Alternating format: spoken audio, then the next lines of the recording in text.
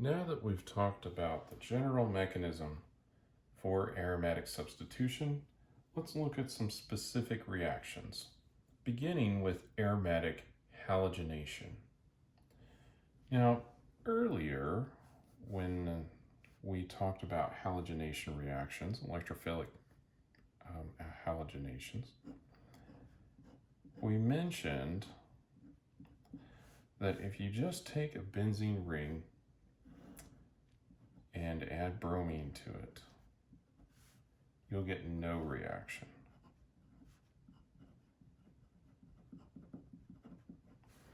And this may be surprising initially, especially since bromine is very easy to add to compounds with double bonds.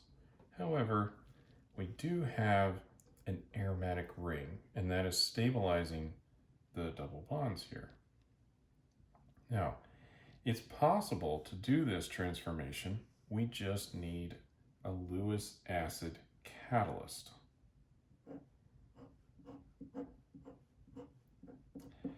So, if instead we add some iron metal or some iron 3 bromide,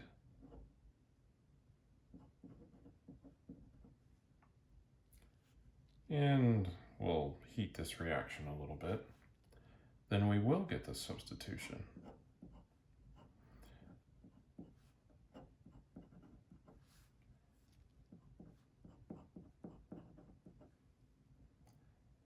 So effectively what we've done is generate Br plus and then added it to our benzene ring.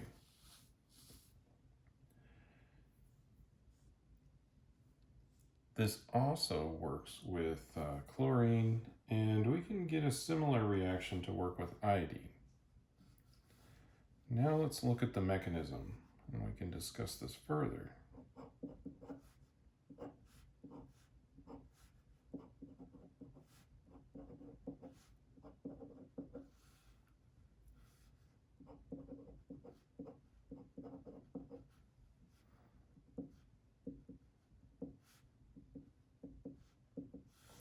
So we have our bromine and we have our iron 3 bromide catalyst.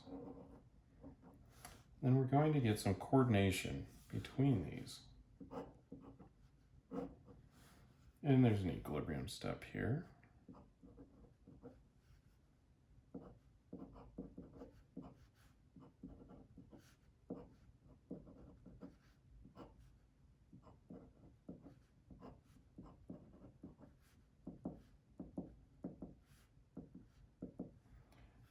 Now the iron is going to have a negative formal charge on it.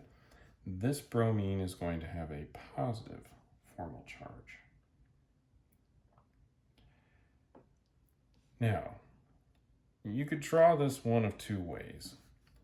We could have this bond break and form a Br plus. So we'd have this bond, these electrons right here, go over to this bromine, get rid of the positive charge there, leave this one with a Br plus. Or we could consider what's more likely to happen. This stays together and then the benzene ring comes over and attacks it. So let's draw it that way. Well, it's not really wrong in either case.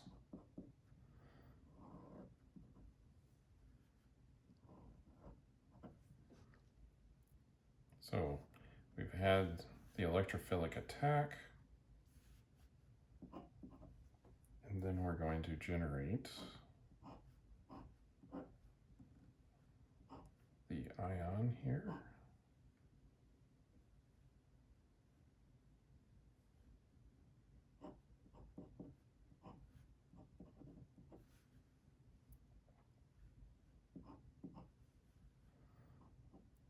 Plus charge right there. And then we need our base to come in, and that is this group right here. which is going to act as our base.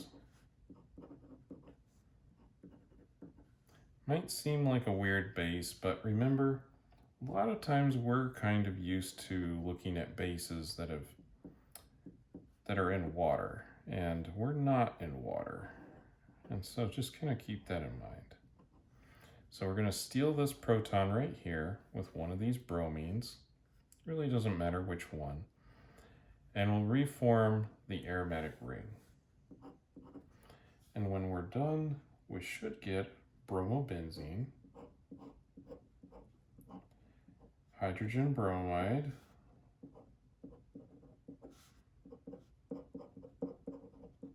and regenerate our catalyst. And now that catalyst can participate further. So really, you can think of this as adding a Br+, but in reality, it's probably adding a little bit more complicated process. Now, I mentioned that you can do this with chlorine.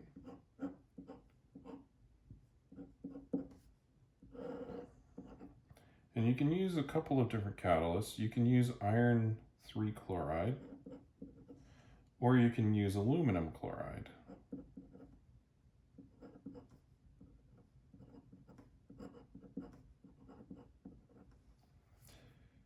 And that will generate chlorobenzene.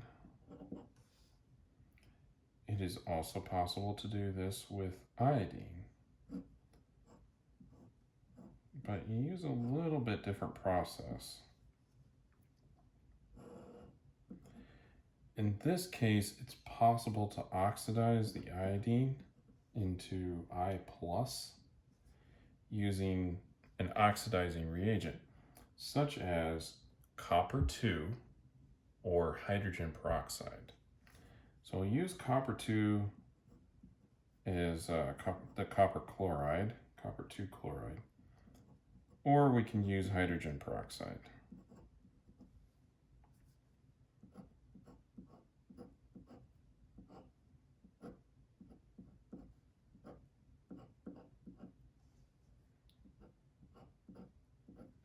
So there we've generated the iodine.